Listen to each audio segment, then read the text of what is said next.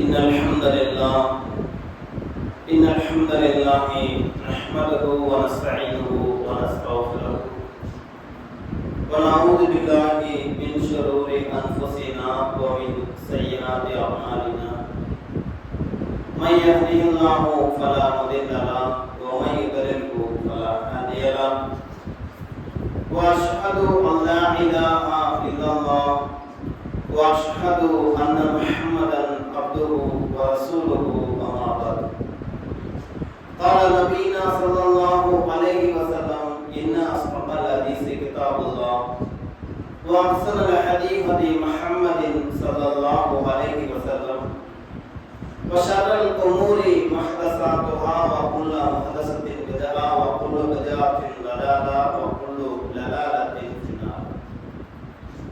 أعوذ بالله من الشيطان الرجيم. بسم الله الرحمن الرحيم.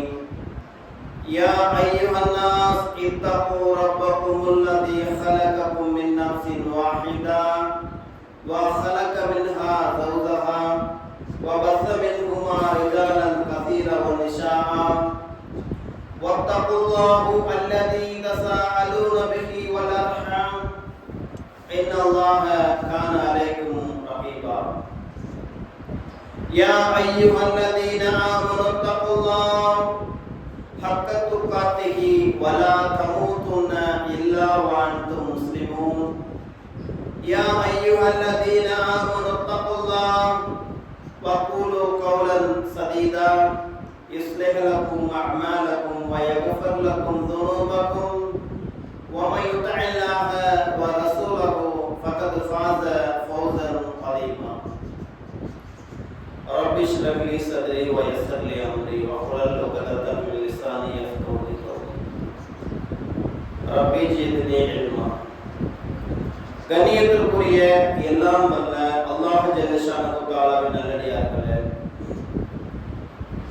அருமை பெரியோர்களே, தாய்மார்களே, சகோதர சகோதரிகளே,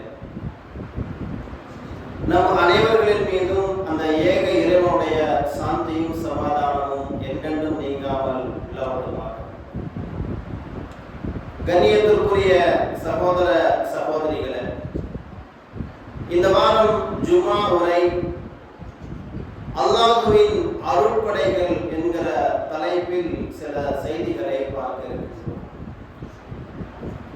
அல்லாஹ் தஆலா நமக்கு ஏராளமான அருட்படைகளை வழங்கி இருக்கின்றான்.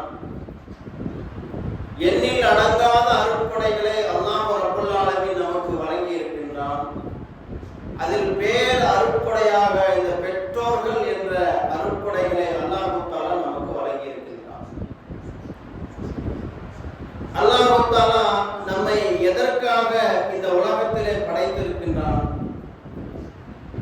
தன்னுடைய திருமறையாம் அருள்மறையிலே அல்லாஹ் ரப்பல் ஆலமீன் சொல்கின்றான், வமா ஹலகத்துல் ஜின்ன வல் இன்ஸ இல்லா லியஅ்புதூன்.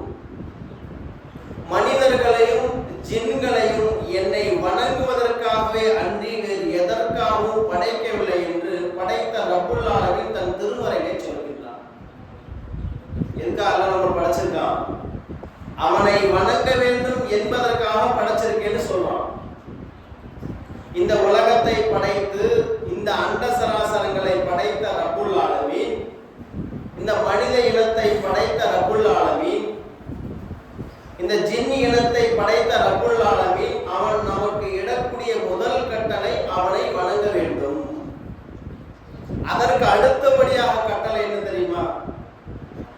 திருமறை குர்ஆன்ல என்னை வணங்குங்கள், என்னை மாத்திரம் வணங்குங்கள், எனக்கு அடுத்தபடியாக வபில் வாலிதைஹி இஹ்சானா, உங்களது பெற்றோர்களை நீங்கள் அரவணைங்கள் சொல்றான். இந்த உலகத்தை படைத்த ரப்புல் ஆலமீன் மனித குலத்திற்கு இடக்கூடிய இரண்டாம் கட்டளை. முதல் கட்டளை அவனை வணங்க வேண்டும், இரண்டாம் கட்டளை பெற்றோர்களை அரவணைக்க வேண்டும். அல்லாஹ் தஆலா சொல்கிறார்.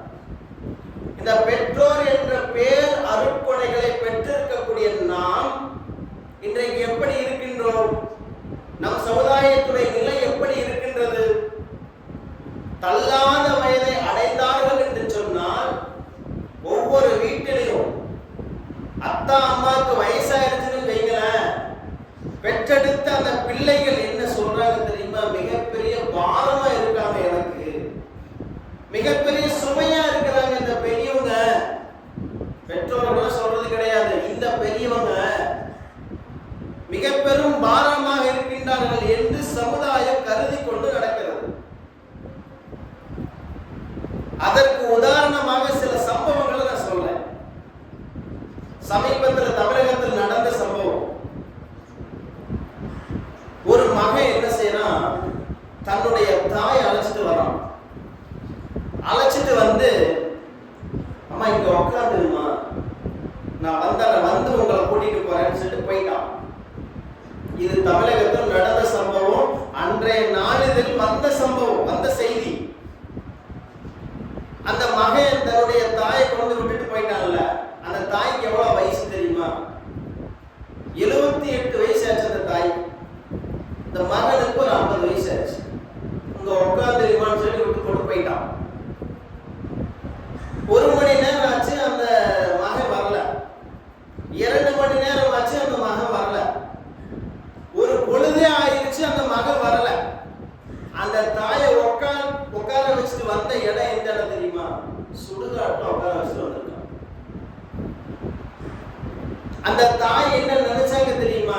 அந்த இடத்தை விட்டு நகரவே இல்லை. ஏன் நகரல தெரியுமா? என் மகன் வந்தா என்ன தொழாகணும், என் மகன் வந்து சிரமப்படக்கூடாது, என்னுடைய மகன் கஷ்டப்படக்கூடாது, என் மகனுக்கு நான் சிரமத்தை கொடுக்க கூடாதுன்னு சொல்லி அந்த தள்ளாத வயதை அடைந்த தாயார் அப்படியே உட்கார்ந்து அப்படியே மரணிச்சிட்டாங்க. பசியால துடிச்சு அப்படியே அந்த இடத்துல இறந்துட்டாங்க. அந்த ஊராருக்கெல்லாம் தகவல் சொல்லப்படுது, இந்த பகுதியை சார்ந்தவங்க இந்த அம்மா இறந்து கிடக்குறாங்க சுடுகாட்டுல அப்படின்னு சொன்னாங்க. காவல்துறை வந்துருச்சு, ஊர் மக்கள் எல்லாம் வந்துட்டாங்க. விசாரிக்கும் பொழுது இன்னாருடைய தாய் தான் அப்படின்னு சொல்றாங்க. அந்த மகனை வரவழைச்சாச்சு, மகனும் வந்துட்டாங்க. அந்த மகன் என்ன சொல்றான் தெரியுமா? என்னுடைய தாய் தான், நான் தான் விட்டுட்டு போனேன். ஏன் விட்டுட்டு போனேன் தெரியுமா? வயசாயிருச்சு, என்னால பராமரிக்க முடியல, அதனால விட்டுட்டு போயிட்டேன். சுடுகாட்டுல விட்டுட்டு போயிட்டா அதே இடத்துல மூத்தா போயிட்டாங்க, அப்படியே குளியும் தோண்டி அங்கேயே பறிச்சிடலாம் அப்படின்னு விட்டுட்டு போயிட்டேன்னு சொல்றான் மகன். ஆனால் ஐயாமுல் ஜாகிலியா என்று அறியாமை காலத்தில் அல்லாஹ்வுடைய தூதருடைய காலம், நபிகள் நாயகம் ஸல்லல்லாஹு அலைஹி வஸல்லம் அவர்களுடைய காலத்துல ஒரு நபர் வர்றாங்க. வந்து அல்லாஹ்வுடைய தூதர்கிட்ட கேட்கிறாங்க, அல்லாஹ்வின் தூதரே, இந்த உலகத்திலேயே நான் ஒருவரை அதிகமாக நேசிக்க வேண்டும். அவர் கேட்ட அந்த நபர் கேட்கிறது தன்னுடைய சொந்த பந்தத்தில் அல்ல, தன்னுடைய குடும்பத்தில் அல்ல, தான் வசிக்கக்கூடிய இருப்பிடத்தில் அல்ல, இந்த உலகத்திலேயே நான் அதிகமாக ஒருவரை நேசிக்க வேண்டும். அல்லாஹ்வுடைய தூதரே, நான் யாரை நேசிக்க சொல்லுங்களேன் அல்லாஹ்வுடைய தூதரே சொல்றாங்க, கேட்கிறாங்க. அல்லாஹ்வுடைய தூதர் சொல்றாங்க, உன் தாயை நேசிப்பா. இந்த உலகத்தில் நீ அதிகமா பாசம் காட்டணும், ஒரு தாயிடம் உன்னுடைய பாசத்தை காட்டுன்னு சொல்றாங்க. இரண்டாவதாக அந்த நபர் கேட்கிறாங்க, அல்லாஹ்வுடைய தூதரே, முதல் முறை கேட்டேன் உன்னுடைய தாயை நேசின்னு சொல்றீங்க, இரண்டாவதாக கேட்கிறேன் அல்லாஹ்வுடைய தூதர், இரண்டாவதாக நான் யாரை நேசிக்க? இரண்டாவதும் அல்லாஹ்வுடைய தூதர் சொன்னாங்க, உன் தாய் தான்ப்பா. அந்த நபர் விடல, மீண்டும் கேட்கிறாங்க, அல்லாஹ்வுடைய தூதரே, இரண்டாவது முறை கேட்ட, இரண்டாவது முறை சொல்லிட்டீங்க உன்னுடைய தாயை நேசின்னு சொல்லிட்டீங்க, மூன்றாவதாக நான் யாரை நேசம் கொள்ள? மூன்றாவதும் உன் தாய் தான். உம்முக்க இந்த உலகத்திலேயே நீ அதிகமாக நேசம் கொள்ள வேண்டும் என்று சொன்னால் உன்னுடைய தாயை நேசம் கொள் என்று அல்லாஹ்வுடைய தூதர் அவங்க சொன்னாங்க. நான்காவது முறையாக அந்த நபர் கேட்கிறார், அல்லாஹ்வுடைய தூதரே, 3 முறை தாய்னு சொல்லிட்டீங்க, நான்காவது முறையாக நான் யாரை நேசம் கொள்ள? அபூக்க, உன்னுடைய தந்தையை நேசம் கொள். பிற மத மார்க்கம் என்ன சித்தாந்தம் இருந்தாலும் சரி, இந்த இஸ்லாமிய மார்க்கம் இருக்குல்ல, இந்த இஸ்லாமிய மார்க்கத்தை போன்று பெற்றோர்களுக்கு முக்கியத்துவம் கொடுக்கக்கூடிய எந்த ஒரு மார்க்கமும் கிடையாது இஸ்லாமிய தவிர.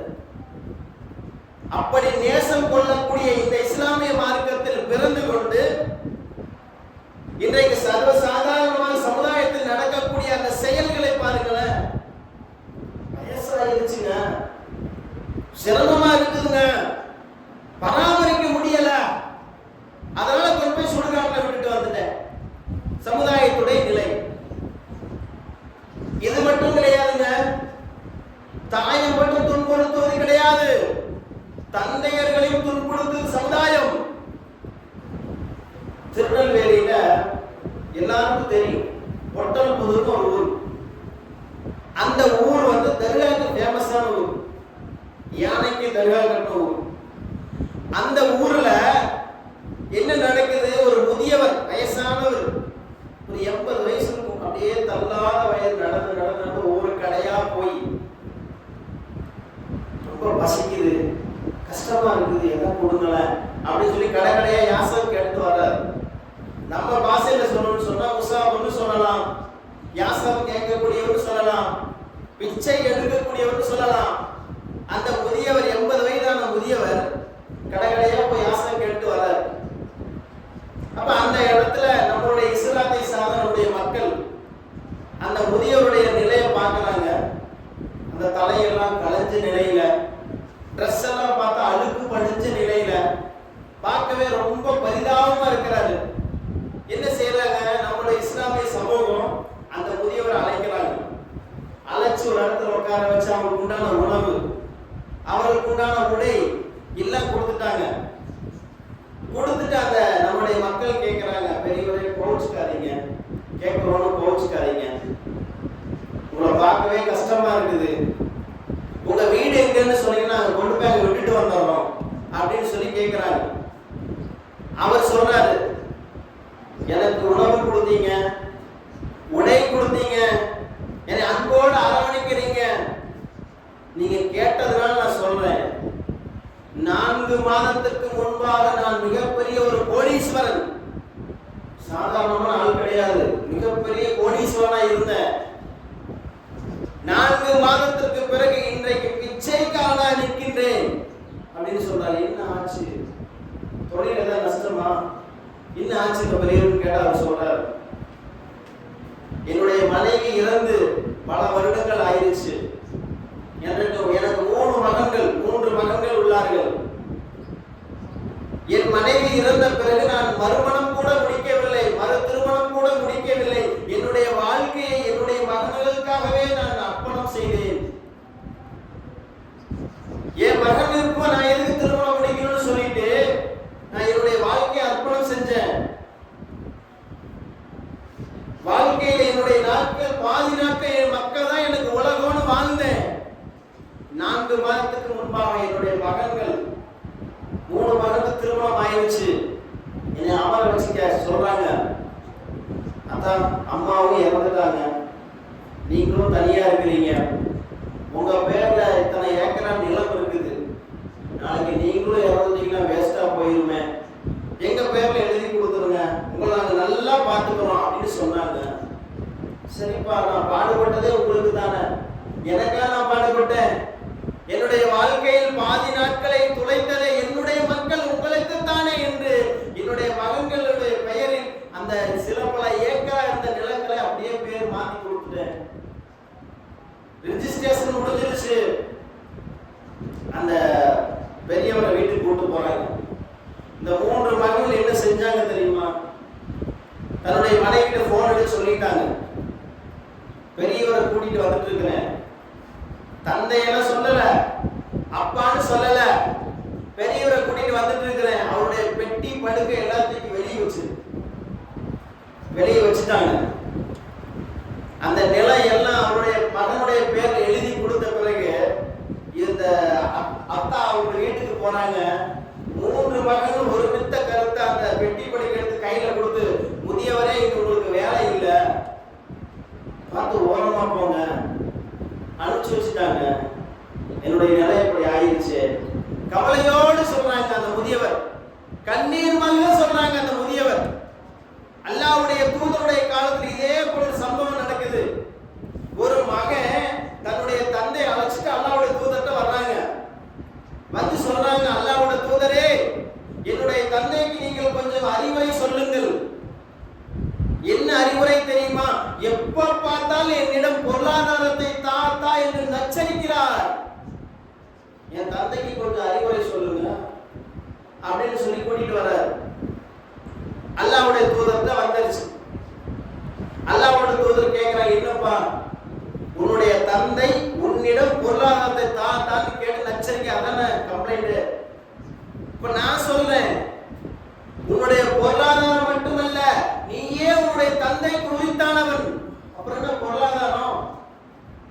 உன்னுடைய தந்தைக்கு சொந்தமானவன்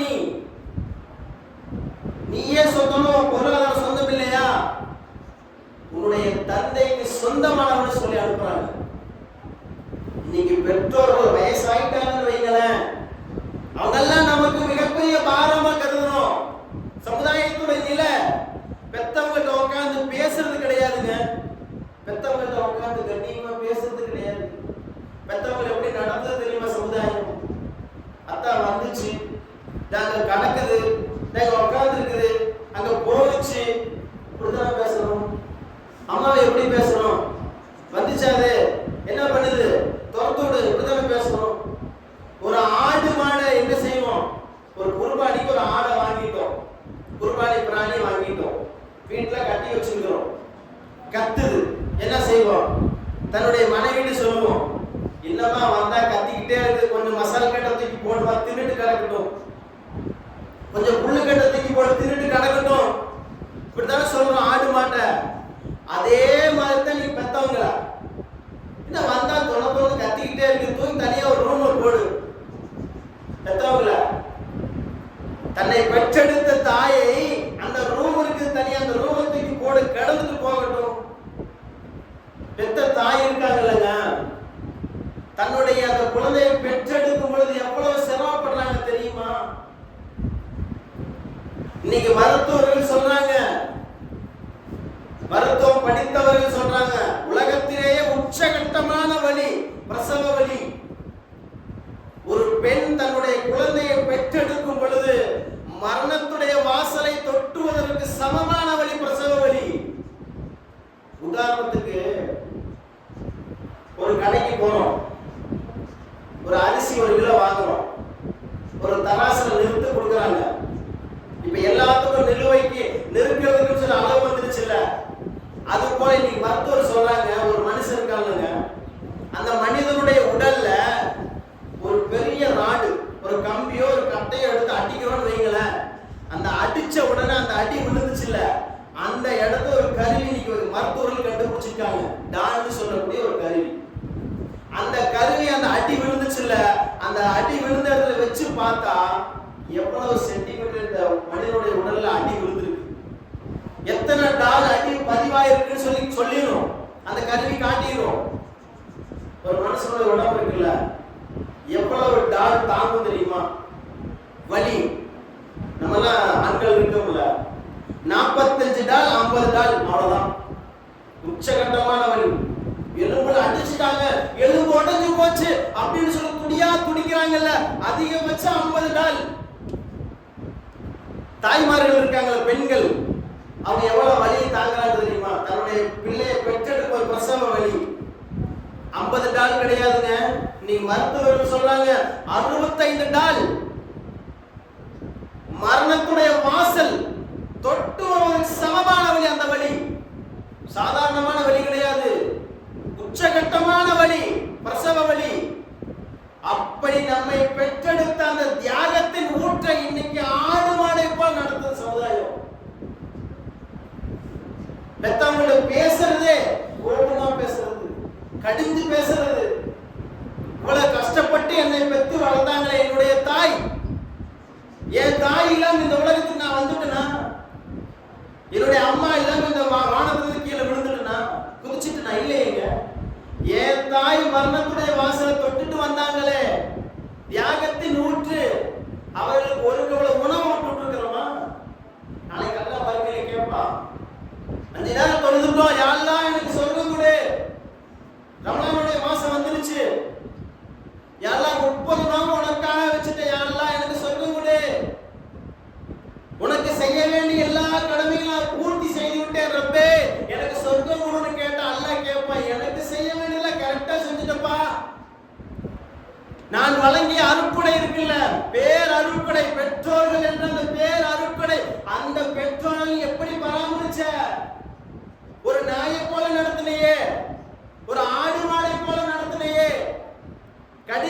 பேசினாயே, உனக்கு சொர்க்கம் நான் எப்படி கொடுப்பேன் என்று அல்லாஹ் கேட்டா என்ன சொல்லுவோம்? கண்ணியமா பேசியிருக்கிறவா பெத்தவங்கள்ட்ட அல்லாஹ் தன் திருமறையிலே சொல்லினா, வலா தன்ஹருமா, அவர்களை விரட்டாதீர்கள். வயசாயிட்டா அவங்க விரட்டக்கூடாது. வலா தக்குல்லஹுமா உஃபின், அவர்களை சீனு கூட சொல்லாதீங்க பெத்தவங்களை. வகுல்லஹுமா கௌலன் கரீமா, அவர்களை கண்ணியமா பேசு. தாய் தந்தைட்ட கண்ணியமா பேசணும், பணிவோட பேசணும், அன்பா பேசணும். நெஞ்ச நிமித்திட்டு பேசக்கூடாது பெத்தவங்கள்ட்ட. தாய்க்கு பணிவோட பேசணும். இன்னைக்கு நம்ம ஒரு பக்கம் வேலை செய்யறோம்னு வைங்களேன், ஒரு ஊழியரா இருக்கிறோம். நம்முடைய ஓனர், நம்ம கம்பெனியில ஓனர் இருப்பாங்க எல்லாரும். அவர் சொல்றாரு, ரமலானுடைய மாசம் வருது, இன்னொரு ஒரு 15 நாள் தான் இருக்குது, உங்களுக்கு செலவுக்கெல்லாம் ரொம்ப சிரமமா இருக்கும், இந்தாங்க ஒரு 20,000 வச்சுக்கோங்க வீட்டு செலவுக்கு அப்படின்னு சொன்னா நம்ம என்ன சொல்லுவோம்? எங்க ஓனர் மாதிரி உலகத்துல யாருமே கிடையாது சொல்லுமா இல்லையா? எல்லாத்தையும் சொல்லுவோம், எங்க ஓனர் எனக்கு நோன்பு வராதுக்கு முன்னாடியே 20,000 ரூபாய் கொடுத்துட்டாருப்பா, தங்கமானவர்ப்பா அப்படின்னு சொல்லுவோம்ல. நம்மள பெத்தாங்கல்ல ஒரு தாய், 20,000 இல்ல கோடி ரூபாய் கொடுத்தா அந்த வலியை சுமக்க முடியாது யாருனாலையும். அவ்வளவு வலிகளை சுமந்த அந்த தியாகத்தின் ஊற்றை இன்றைக்கு தனியா ஒரு ரூம், அவங்களுக்கு தனியா வட்டல் தெரியுமா? நிறைய வீட்டுல என்ன செய்யறாங்க, வயசாயிருச்சு அந்த ரூம் தூக்கி போட்டீங்களா, அந்த சொம்பு அந்த அம்மாவுக்கு மட்டும்தான் இருக்கும், எனக்கெல்லாம் வைக்கக்கூடாது. அந்த வட்டல் அவங்களுக்கு மட்டும்தான் இருக்கும், எனக்கெல்லாம் வைக்கக்கூடாது. நடக்குதே இல்லையா சமுதாயத்துல? ஆனா பெத்தவங்க நம்மளை எப்படி வளர்த்துனாங்க தெரியுமா? நம்மளை பெத்தெடுத்தாங்கல்ல தாய், என் பிள்ளைக்கு ஒரு கொசு கிடைச்சிடக்கூடாது, என் பிள்ளைக்கு சிரமப்பட்டுறக்கூடாது. ஒவ்வொரு தாயும் சொன்னாங்கல்ல, நம்ம குழந்தையா இருக்கும்போது, தங்கம் இதை சாப்பிடாதம்மா, இதை சாப்பிட்டீங்கன்னா உனக்கு சளி பிடிக்கும், இதை சாப்பிடாத தங்கம் உனக்கு காய்ச்சல் வந்துடும், இதை சாப்பிட்டீங்கன்னா உனக்கு காய்ச்சல் வந்து அம்மா கஷ்டப்படுவோமா, அம்மாவோட உள்ள தாங்காதுமா. அப்படி வளர்த்துனாங்க நம்மளை பெத்தெடுத்தவங்க. என் பிள்ளைக்கு ஒரு கொசு கடிச்சிடக்கூடாது, கொசு கடிச்சா என் பிள்ளைக்கு தாங்காது, அப்படி வளர்த்தணும் நம்மளை வளர்த்தனவங்க. நம்ம இன்னைக்கு எப்படி தெரியுமா பெத்தவங்களை பார்க்கிற சமுதாயத்தோட எல்லாத்தையும் சொல்லல, சமுதாயத்தில் ஒரு சிலர்கள் செய்யக்கூடிய வேலை நம்மளை பார்த்து வளர்த்தினாங்க. என் பிள்ளைக்கு இதை கொடுத்தா சாப்பிட்டா ஆரோக்கியமா இருக்கும், இந்த தானியத்தை கொடுத்தா என் பிள்ளை சாப்பிட்டா நல்லா ஹெல்த்தியா வரும், எவ்வளவு நாளைக்கு வயசானாலும் கஷ்டப்பட்டாலும் என் பிள்ளைக்கு சிரமப்படக்கூடாது அப்படின்னு வளர்த்தினாங்க. ஆனா நம்ம இன்னைக்கு எப்படி வளர்த்துறோம் தெரியுமா பெத்தவங்கள? 80 வயசாச்சு, ஒரு வருஷமோ 2 வருஷமோ அவ்வளவுதான், முடிஞ்சு எக்ஸ்பிரி ஆயிடுச்சு வண்டி, இருக்கா இல்லையா? எங்க அம்மாக்கு 80 வயசு ஆயிடுச்சு, தூக்கி ஒரு மூலையில போட்டு கிடக்கட்டும், இன்னொரு 1 வருஷமோ 2 வருஷமோ கத்திட்டு இருக்கட்டும், அப்புறம் தூக்கி கபஸ்தான்ல போட்டுருவோம். அப்படித்தான் நம்ம வளர்த்துறோம். நாளைக்கு எல்லாம் மறுபடியில கேட்பாரு, கேட்டா என்னங்க சொல்லுவோம்? பெத்தவங்களுக்காக துவா செஞ்சிருக்கிறோமா? அல்லாஹ் தன் திருமறையிலே சொல்லுகின்றான், நமக்கு இப்படி கேட்க சொல்றான், உன்னுடைய தாய்க்கும் உன்னுடைய தந்தைக்கு இப்படி பிரார்த்தனை செய். எப்படி பிரார்த்தனை? ரப்பிர்ஹம்குமா கமா ரப்பயானி ஸகீரா, என் இறைவா, நான் சிறு பிராயத்தில் இருக்கும்போது என்னுடைய பெற்றோர்கள் என்னை அன்போடு பண்போடு பரிவோடு வளர்த்தினார்கள், இறைவா இவர்களுக்கு நீ அருள் புரிவாயாக என்று கேட்க சொல்றான். நாளைக்கு எல்லாம் கேட்பாங்க, நம்ம எல்லாம் பொறுப்பாளி தானே? அல்ல கேட்டா என்னங்க சொல்லுவோம்? ஒவ்வொரு தாயும் தன்னுடைய பிள்ளையை பெற்றெடுக்கும் பொழுது வலிகளுக்கு மேல வலிகளை சுமந்தாங்க அந்த தியாகிகள். தியாகத்தின் ஊற்று ஒரு கவலை உணவு ஊற்றிக்கிறோமா?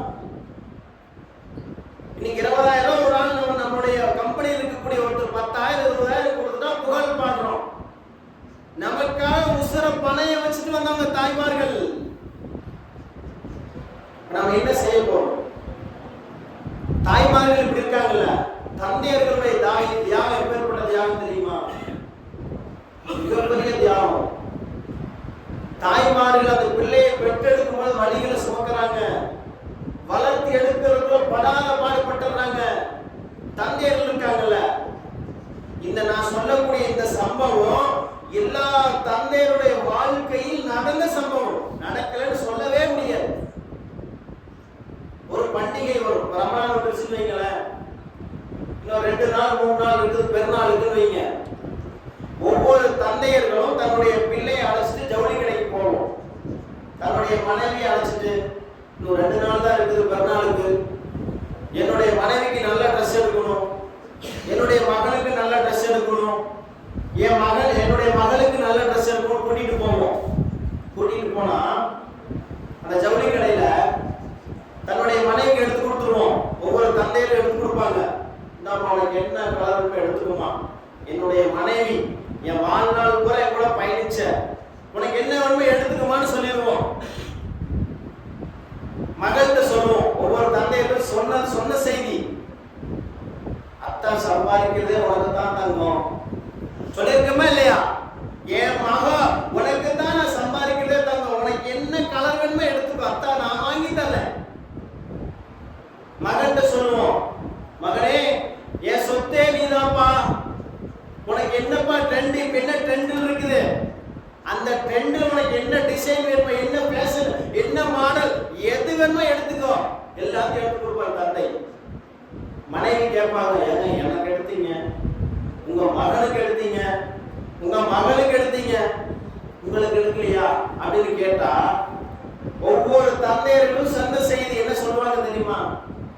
எனக்கு என்னமா, ஒரே ஒரு கைடி இருந்தா போதும், நீ நல்லா இருந்தா போதும், என் மகன் நல்லா இருந்தா போதும், என்னுடைய மகள் நல்லா இருந்தா போதும் நினைத்து நமக்காக வாழ்க்கையில் பாதி நாட்களை துளைத்தவர்கள் ஒவ்வொரு தந்தை இருக்காங்கல்ல. எனக்கே நம்ம மகன்கள் நம்முடைய தந்தையோட கையை பிடிச்சு பார்த்துருக்கணுமா? சில தந்தையர்களுக்கு கைரேகே இருக்காது. பாடுபட்டு பாடுபட்டு பாடுபட்டு கஷ்டப்பட்டு எனக்கு என்னுடைய மனைவிக்காக, என் மகனுக்காக, என் மகளுக்காக என்னுடைய வாழ்க்கை பூரா துளைக்கிறேன்னு சொல்லி சில தந்தையர்களுக்கு கையில ரேகை இருக்காது. அவ்வளவு உழைச்சிருப்பாங்க. அப்படி கஷ்டப்பட்டு நமக்காக உழைத்த தந்தை இன்னைக்கு பிச்சை எடுக்க வைக்கிற சமுதாயம்,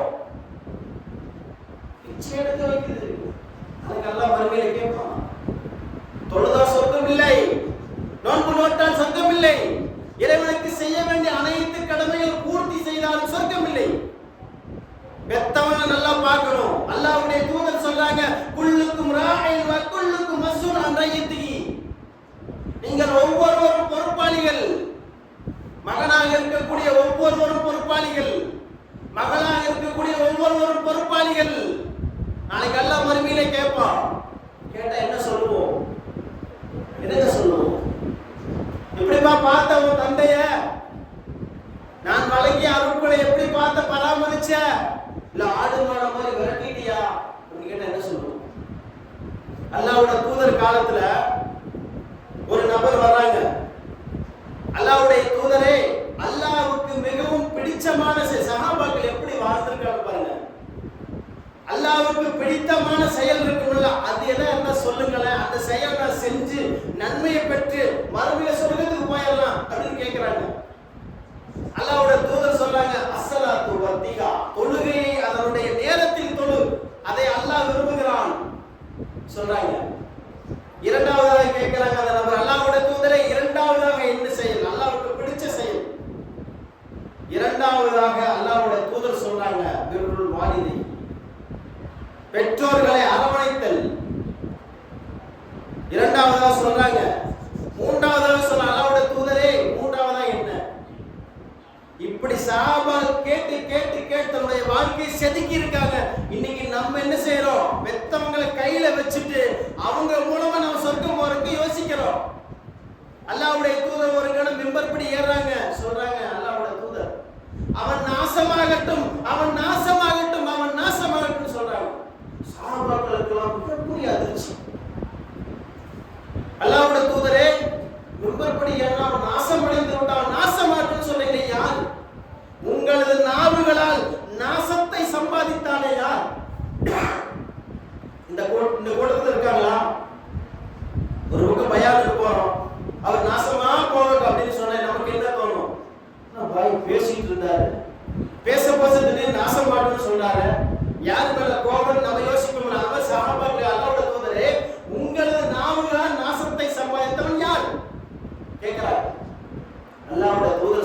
யார் ஒருவருக்கு தள்ளாத வயதில் தாய் தந்தைகளை பெற்றிருந்தும் அவர்களுக்கு அவன் பணிவிடை செய்வதன் மூலம் அவன் சொர்க்கம் செல்லவில்லையோ அவன் நாசமாகட்டும். பெத்தவங்க நமக்கு வீட்டில் இருக்காங்கல்ல, மிகப்பெரிய அருட்கொடை. இதுவரைக்கும் எப்படியே இருந்துட்டாங்க, இனி எப்படி இருக்க போறோம்? நமக்காக உழைச்சிருக்க நம்முடைய தந்தை, நமக்காக தன்னுடைய உயிரை பணயம் வைத்தவர்கள் தாய்மார்கள். இன்றைய ஜும்மா முடிச்சுட்டு போங்க, போய் பேசுங்க. ஒவ்வொரு தந்தை ஒவ்வொரு தாய்க்கும் போய் பேசுங்க. எனக்காக சிரமப்பட்ட என்னுடைய தாய், ஒரு கவலை உணவு ஊட்டுங்களேன். ₹1,00,000 கொடுங்க வேண்டாம், ஒரு வாய் சாப்பாட்டை ஊட்டி பாருங்க. அந்த தாயுடைய உள்ளம் இருக்குல்ல, அவ்வளவு குளுமையாகும், அவ்வளவு சந்தோஷப்படுவாங்க. என்னுடைய மகள் எனக்கு சாப்பாடு ஊட்டினாங்க, சந்தோஷப்படுவாங்க தாய்மார்கள். தந்தையில உட்கார்ந்து பேசுங்க. அத்தா உங்களுக்காக நீங்க உழைக்கவே இல்லத்தா, காலம் பூரா நீங்க பாடுபட்டீங்கத்தா, எனக்காகவே நீங்க பாடுபட்டீங்களே, உங்களுக்காக என்ன வச்சிருக்கீங்கத்தா, உட்காருங்கத்தா. நான் இருக்கிற வரைக்கும் என் உசுரை கொடுத்தவங்க நான் காப்பாத்துறேன், உட்காருங்கத்தா, சாப்பிடுங்கத்தா, ஒரு கவலை உணவு போட்டுங்களேன். அந்த சந்தோஷம் இருக்குல்ல, அதுக்கு அல்லாஹ் இன்னும் கோடி மடங்கு அவன் நன்மை தருவான். அந்த தந்தையை உட்கார சொல்ல உணவு ஊட்டி இருக்கிறோம், பேசுறதுக்கு நேரம் இல்லை, நமக்கு கண்டுக்க மாட்டேங்கிறோம். மௌத்தா போனன்னு சொல்றோம், எல்லாத்தையும் சொல்லுவோம். எங்க அத்தா மாதிரி இந்த உலகத்துல யாருமே இல்ல, அவ்வளவு கஷ்டப்பட்டு என்னை வளர்த்துனாங்க. எப்ப மௌத்தா போனவங்க, அம்மா மௌத்தா போனவங்க சொல்லுவாங்க, எங்க அம்மா மாதிரி இந்த உலகத்துல யாருமே கஷ்டப்படல, எங்க அம்மா அவ்வளவு சிரமப்பட்டு என்னை பெற்று வளர்த்துனாங்க. எப்போ மண்ணுக்குள்ள போனவங்க. உயிரோடு இருக்கும்போது அரவணைக்கணும். அல்லாஹ் தான் சொல்றான், வபில் வாலிதைஹி இஹ்சானா, உங்களது பெற்றோர்களை நீங்கள் அரவணையுங்கள். உசுரோடு இருக்கும்போது சாப்பாடு ஊட்டணும், உசுரோடு இருக்கும்போது அன்பா பேசணும், உசுரோடு இருக்கும்போது அரவணைக்கணும். அதைத்தான் மார்க்கம் சொல்கிறது. அந்த அடிப்படையிலே நமக்கு வழங்கிய இந்த பேர் அருட்கொடை, பெற்றோர்கள் என்ற இந்த பேர் அருட்கொடையை அரவணைத்து நாளை மறுமையிலே நம்முடைய பெற்றோர்களோடு ஜன்னத்துல் ஃபிர்தௌஸ் சொர்க்கத்திற்கு சொந்தக்காரர்களாக அல்லாஹ் ரப்பல் ஆலமீன் நம் அனைவரையும் ஆக்கி அருள்புரிவானாக. வாஹிரு தஅவானா அல்ஹம்துலில்லாஹி ரப்பில் ஆலமீன். அஸ்ஸலாமு அலைக்கும் வ ரஹ்மத்துல்லாஹி வ பரகாத்துஹு.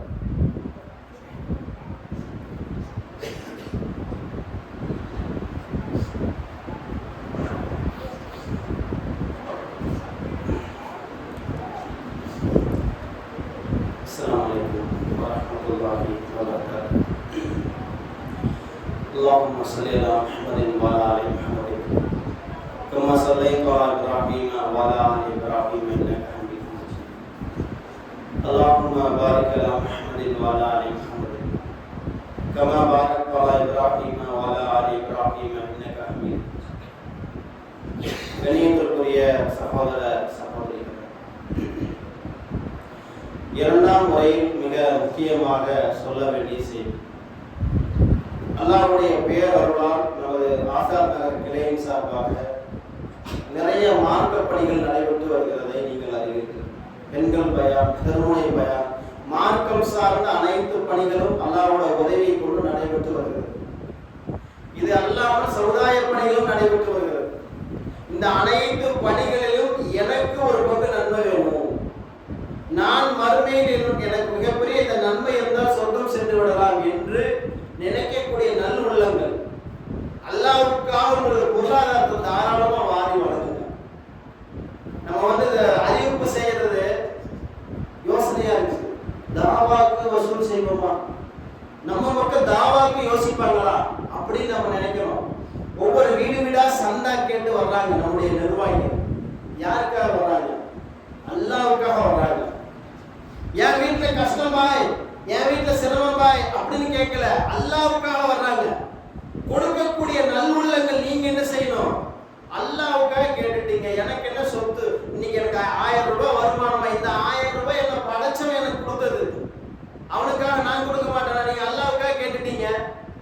அல்லாஹ்வுக்காகன்னு சொல்லும்போது அந்த இடத்துல யோசிக்கவே கூடாது, கேட்காம கொடுக்கணும். ஒரு நிர்வாகம் வீடு தேடி வந்து அல்லாஹ்வுக்காக உதவி செய்யுங்க பாய், தாவா அப்படி அதிகப்படுத்தணும். நிறைய தேவைகள் இருக்குது, சம்பளம் கொடுக்கணும், நிறைய தேவைகளுக்கு அல்லாஹ்வுக்காக கொடுங்க, என்ன செய்யணும்? அல்லாஹ்வுக்காக கேட்டீங்க. இன்னைக்கு எனக்கு 500 ரூபாய் அல்லாஹ் கொடுத்தானா, அந்த 500 ரூபாய் அல்லாஹ்வுடைய பாதையில, நாளைக்கு எனக்கு 1000 ரூபாய் அல்லாஹ் கொடுப்பான். அல்லாஹ்வுக்காக நான் கொடுத்துருக்கேன் அப்படிங்கிற எண்ணம் வரும். பொள்ளாச்சியில ஒரு சம்பவம், பள்ளிவாசல் கட்டுமான வசூலுக்காக போறோம். வீடு வீடா போய் அல்லாஹ்வுடைய இறையில்லத்துக்காக உதவி செய்யணுமா அப்படின்னு சொல்லி கேட்கிறோம். அதுல ஒரு தள்ளாத வயதை அடைந்த ஒரு 80 வயசு இருக்கும் அந்த தாதிமாக்கு. நடக்க முடியாம நடந்து வராங்க வெளியே. அப்ப நான் வீடு வீடா கேட்டு போறேன். அந்த அம்மாட்ட கேட்கும் போது, பாவா என்கிட்ட 50 ரூபாய் தான் இருக்கு. இந்த 50 ரூபாய் எனக்கு மகன் இல்ல, மகன் இல்ல, சொந்த பந்தம் யாருமே இல்ல, தனியா இருக்க, ஒண்டி கட்டையா இருக்கு. இந்த 50 ரூபாய் தான் எனக்கு நைட்டு சாப்பாட்டுக்கு. ஆனா நீங்க ஒரு வார்த்தை சொன்னீங்கல்ல, அல்லாஹ்வுக்காக கேட்டீங்கல்ல, எனக்கு சாப்பாடே வேண்டாம், இந்தாங்க வச்சுக்கன்னு சொல்லி கொடுத்தாங்க அந்த பெரியவங்க தாதிமா. சாப்பாடு எனக்கு வேண்டாம், அல்லாஹ்வுக்காக கேட்டு அப்புறம் சாப்பாடு, என்ன படைச்சவன் எனக்கு உணவு கொடுப்பான்னு சொல்லி அந்த 50 ரூபாய் தூக்கி அல்லாஹ்வுடைய பாதையில கொடுத்தாங்க. எதுக்கு கொடுத்தாங்க? நன்மை கிடைக்கணும், மறுமையில வெற்றி பெறணும், அதற்காகத்தானே. ஒவ்வொரு வீடு வீடா வரக்கூடிய நம்முடைய சகோதரர்களுக்கு அல்லாஹ்வுக்காக தாராளமா வாரி வழங்க. நம்ம கொடுக்கக்கூடிய பொருளாதாரம் நாளைக்கு மறுமையில மழையளவு நமக்கு கிடைக்கும். இன்ஷா அல்லாஹ் கண்டிப்பா கிடைக்கும். யோசிக்கவே வேண்டாம், இன்னைக்கு 100 ரூபாய் நம்ம கொடுத்துட்டோம், நாளைக்கு 100 ரூபாய் குறைஞ்சிருமே அப்படி நினைக்க வேண்டாம். இன்னைக்கு 500 ரூபாய் வருமானம், இது என்னுடைய ரப்பு எனக்கு கொடுத்தது, இந்த 500 ரூபாய் கொடுக்குறேன், எனக்கு அல்லாஹ் நாளைக்கு 1000 ரூபாயை கொடுப்பான், அப்படி கொடுக்கணும். அப்படி நன்மையில ஒவ்வொருவரும் முந்திக் கொள்ள வேண்டும். அப்படி நன்மையில் முந்தி மறுமையில வெற்றி பெறக்கூடிய நன்மக்களாக அல்லாஹ் ரப்பல் ஆலமீன் உங்களையும் எங்களையும் ஆக்கி அருள் புரிவானாக. வாஹிரு தஅவானா அல்ஹம்துலில்லாஹி ரப்பில் ஆலமீன். அஸ்ஸலாமு அலைக்கும் வரஹ்மத்துல்லாஹி வபரகாத்துஹு.